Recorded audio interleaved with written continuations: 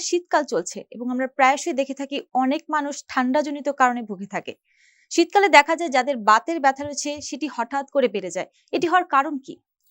অনেক ধন্যবাদ। খুবই সমসাময়িক একটি বিষয় নিয়ে আজকে আলোচনা করছি। আসলে শীতের এই সময়ে আমাদের যে সমস্যাগুলো দেখা যায় যেখানে ব্লাড সার্কুলেশন গুলো আমাদের কমে যায় এবং যেকোনো আর্থ্রাইটিস বা ইনফ্ল্যামেটরি যে পেইন গুলা সেগুলো সাধারণত ঠান্ডা ওয়েদারে বেড়ে যায়।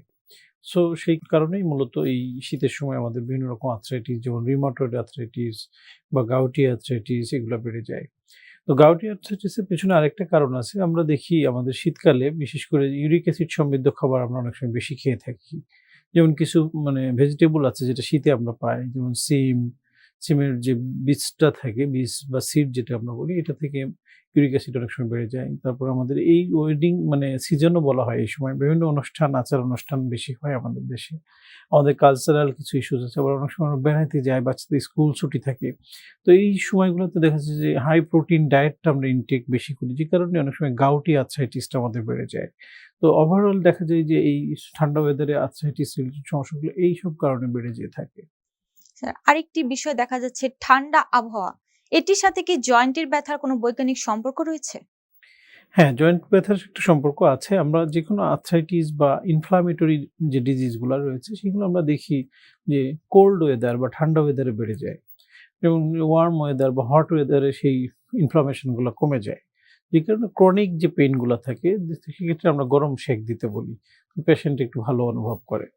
তো দেখা যায় যে, যে দেশগুলাতে ঠান্ডাটা বেশি যেমন আমরা আমেরিকার কিছু স্টেট আছে বা কানাডা, দক্ষিণ কোরিয়া এইসব জায়গায় আর্থ্রাইটিস বা ইনফ্লামেশন এ ভুগে তাদেরকে আমরা দেখা যাচ্ছে যে সবসময় বলি বাসার মধ্যে রুমের যে রুম হিটার ইউজ করার জন্য।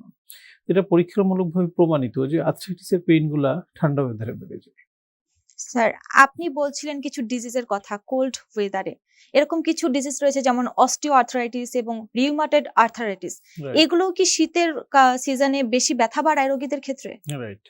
রিউমাটয়েড আর্থ্রাইটিসটা আমরা বলি যে যেমন সকালে ঘুম থেকে উঠতে গেলে ওই সময়টা তার পেইনটা বেশি থাকে। একটু মুভমেন্ট যখন করে, কাজকর্ম করে তখন আমার ব্যথাটা কমে যায়।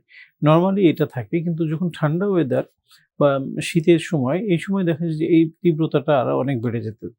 কারণ ইনফ্লামেশন গুলা বেড়ে যায় এবং মর্নিং এ একটা স্টিফনেস যেটা থাকে সেটা নরমালি যখন আমরা একটু কিছুক্ষণ বসে আছি আবার হাঁটতে যাচ্ছি তখন ওই স্টিফনেসটা গ্রো করে।